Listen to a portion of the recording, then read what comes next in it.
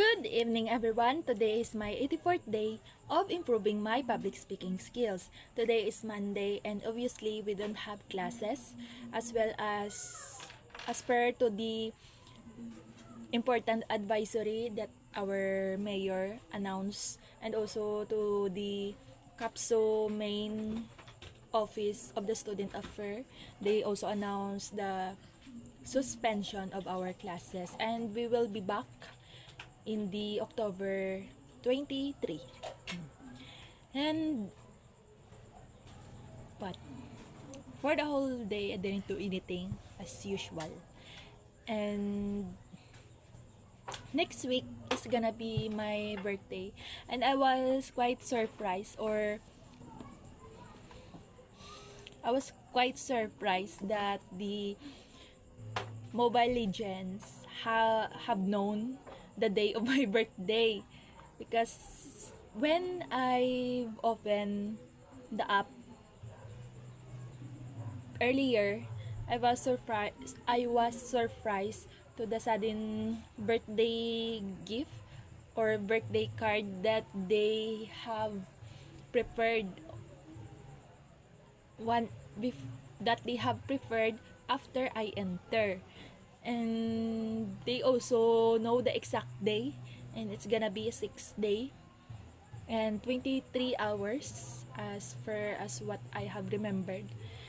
And yeah, they have surprises for me. And maybe they know it because it was linked to my email account, and the birthday in on my email account was exactly exactly true to my birthday. For my improvements in speaking English throughout to the videos, I can say there's still a long way for me to go, but then I can also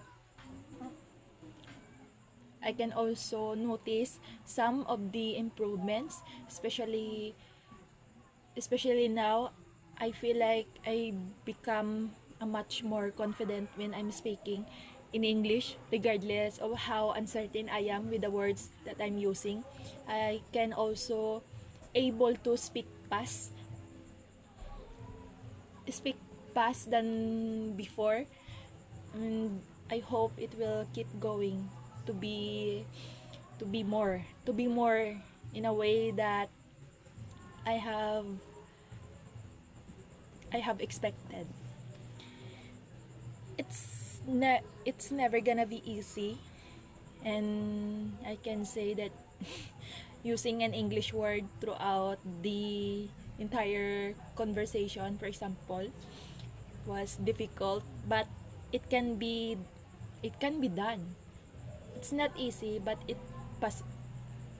it's not easy, but it was possible.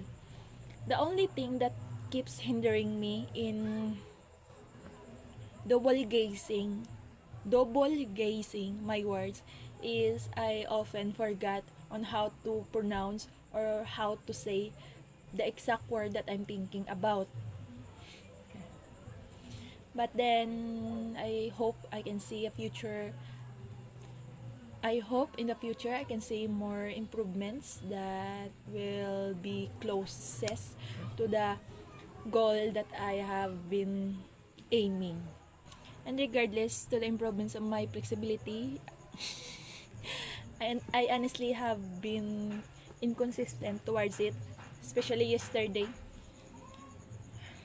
I didn't do any exercises yesterday aside from practicing for almost 2 minutes or 1 minute my kick. But then we are being reminded to our GC that we have to stretch out our body before the training. And actually we're close. We don't have much time in preparing, in having a training towards to the particular sport that I'm currently in, because our CAPSO Intercup will be held in the November 10 to 14.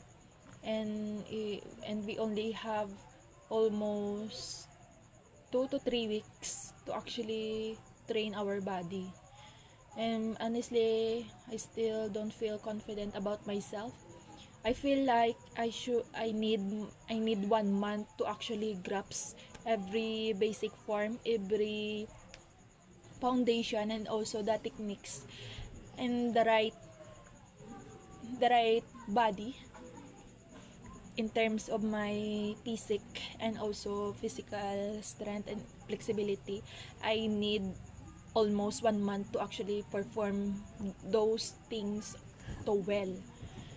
But then we only have 2 to 3 weeks to train, and as a person that having the first time to have this kind of training, it was difficult for me, honestly. But I know I can do this. I can do this. It was possible. I'm thankful for myself that I'm able to have this pain tolerance. Honestly, I have pain tolerance wherein even though I get so many bruises, or when my yes or when I'm having a, for example, mga I abuse hiligaynan. Anyway, especially when I have this knife cut, I instantly don't feel any pain unless I see the scratch or the wound. And actually it was a good thing for me to have those to have this kind of skill to be able to have a pain tolerance, because part of this combat sport is to have a pain tolerance. It was, although it's just a small scale of the skills that the player most have. I think it plays a vital role in terms in the endurance, because if you have pain tolerance, you can able to endure things more efficiently. Yeah. That's all for today, and the things that I'm going to talk about is the essence of improving. Honestly, when I'm talking about something, it's I don't plan it well. But what is on my mind, those are the only things that I say. Anyway, the essence of improving. Improving is like an evolving. It's like a butterfly. It's like a caterpillar turning into a butterfly. We go into different kind of phases, and these phases are not easy. That it just happen overnight. You need hard work. You need to find ways on the things that are suitable for you in order for you to improve. You also need the right environment, especially to achieve your goals, to achieve the very person that you want to be. And I think it really matters in the essence of improving. And that's the thing that I'm currently experiencing now. I'm actually finding any kind of I'm actually finding the right people and the right environment that I want to have. And for the past few days, I feel like I'm being picky to the things that I have absorbed. I even reject in watching this our favorite series, The Walking Dead, because I feel like it really have so many negativity and I don't want to absorb that. But then, and I also just sometimes read manuals that I enjoyed. And yeah, those are the kind of things that I have noticed that I'm being rejecting as of lately. But for now, thankfully, we continue to watch the season 6 of The Walking Dead, and we are currently in the episode 12. It was a good start to actually continue those things. It feels like a reward after the midterm exam. Pero anyway, ay, no. But anyway, yeah, that's the essence of improving, you go through a lot of phases in your life, and it sometimes it was not actually easy as it seems. You need to actually find it on your own without anyone's help. That's all for my